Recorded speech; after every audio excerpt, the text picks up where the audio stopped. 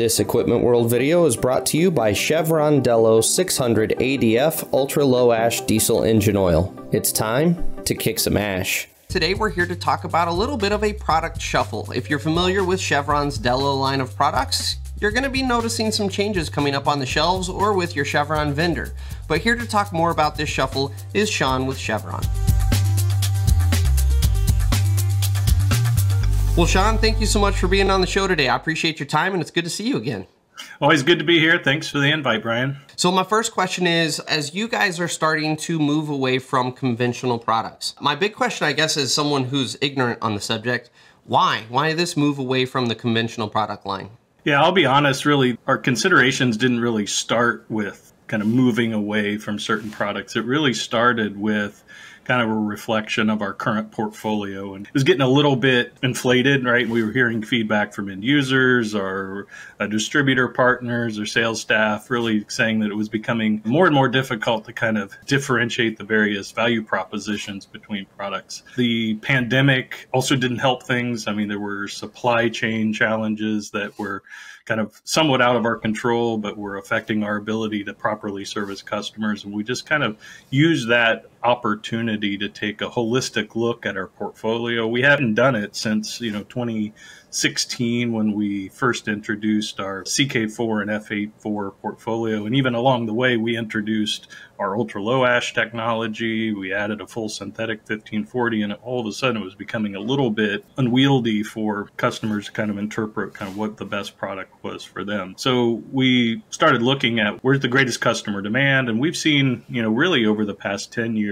a migration to more and more emphasis on synthetics and synthetic blends, and that's a trend we expect to continue. We wanted to make sure that we were covering all the various hardware needs in the marketplace, looking at different OEM requirements, because as you know, I mean, there's not a one-size-fits-all answer there, and kind of wanted to distill it down into a fewer number of products that continued to meet end user requirements and various hardware demands that prevail in the marketplace.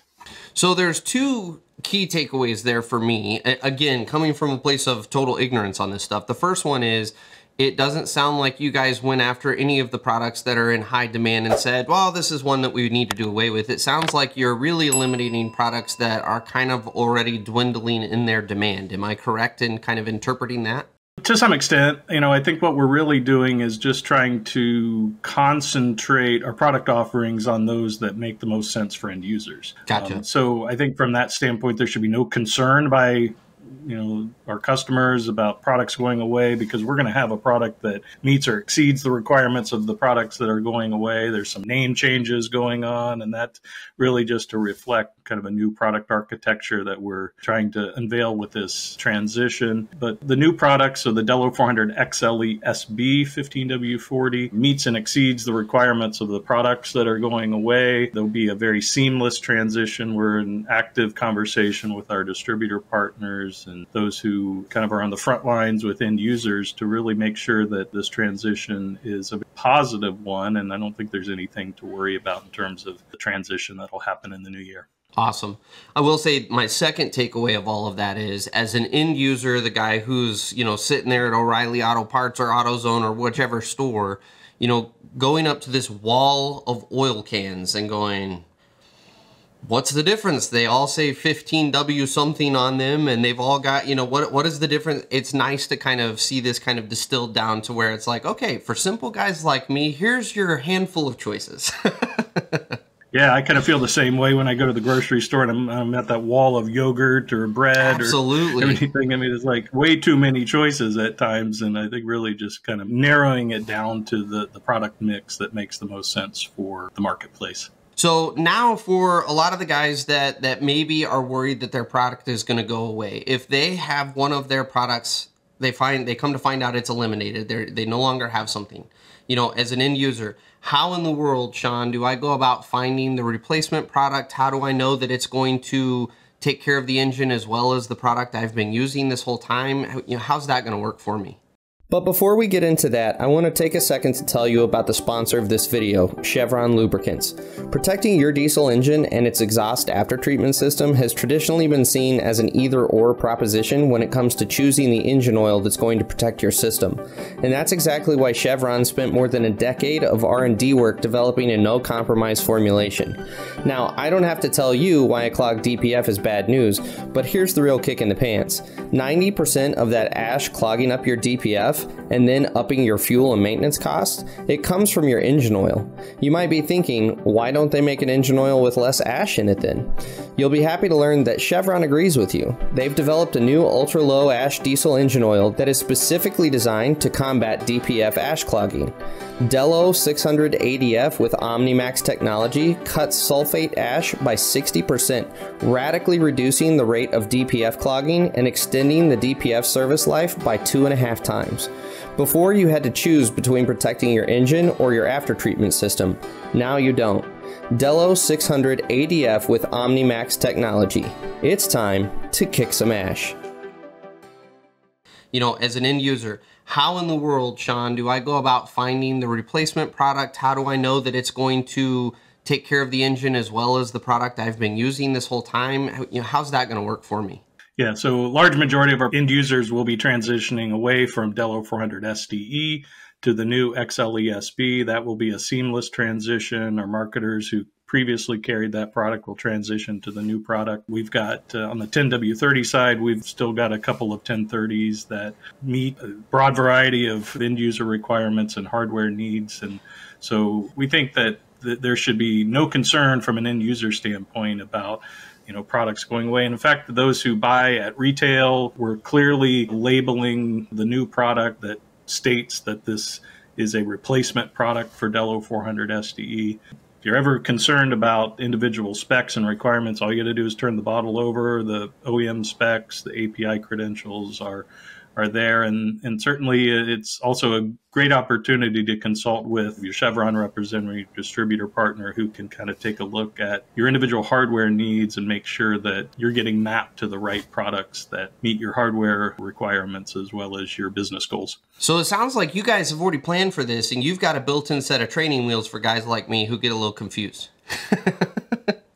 Absolutely. This has been, I'd say, a couple of years in the works. I mean, from when we really first started kind of evaluating the portfolio, looking at the different technology options, kind of looking at what best resonates with end users in terms of claims and credentials. And that's kind of when we realized that a large majority of our customers put significant value on synthetics. We've seen that grow over the past 10 years, especially as there's been more and more emphasis on fuel economy and transition to the lighter viscosity grades, which oftentimes necessitates the use of synthetic base oils in full or in part. We've actually also recently acquired a global brand of synthetic base oils, put that into the Chevron portfolio. So now we've got high quality conventional as well as synthetic base oils. We've got an additive partner that's wholly owned. And of course, we've got the long history with Delo of putting it all together in ways that offer very cost effective, very high performance finished fluids. Okay. So my final question for you is I'm going to kind of hit you from a different angle, playing the old devil's advocate here. I can see where some people are going to argue that, oh, this is just, this is to make Chevron's life easier. And then as a result here on the front lines, we just have to deal with all this product reshuffle. And now I got to go find a different oil. Realistically, how is this going to impact me as a frontline user in a positive way? What are some of the benefits that I'm going to see as a frontline guy from this change? We certainly think that the benefits come in better supply reliability, better kind of cross-section of claims and attributes for the products that will remain in our portfolio. So, the new Delo 400 XLESB not only meets all of the same claims that the product, its predecessor met, but actually a few more. We're offering the ability to utilize this new 15W40 in Ford trucks with the Ford approval claim, as well as Allison TES 439 for use in off-highway transmission systems, because many times in the field they're looking for a common oil to use in their engine as well as the transmission. So providing that versatility, as well as a synthetic blend, which provides some advantages in terms of cold flow, volatility, oil consumption. So it's really a win-win for the customer.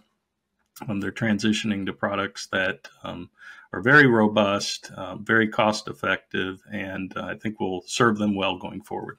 Perfect. For someone who might be a little nervous in this transition, if someone would like some more information, who can they contact that will kind of get them settled a little bit and help them find a new product? You can certainly reach out to your Chevron representative or distributor partner. We've got great information that'll be forthcoming online through our various web outlets. And in reality, though, I mean, I think that even for customers who aren't wanting to belabor it, I think it's really just going to be a seamless transition between the new products and the old. So I think it's going to be a very positive experience and one that will set us up well for the future. Great. Well, Sean, thank you again, as always, for all the information, and we'll catch you on the next one. Well, thank you again for Sean taking the time to come on the show just to give us an idea of what's coming down the pipeline, what to expect, and more importantly, for us as consumers, why is all of this happening? It's always nice when a company comes out and instead of just telling you how it's going to be, they actually take the time to explain the logic behind the decision. So as always, I hope this helps you in your business. We'll catch you on the next episode of The Dirt.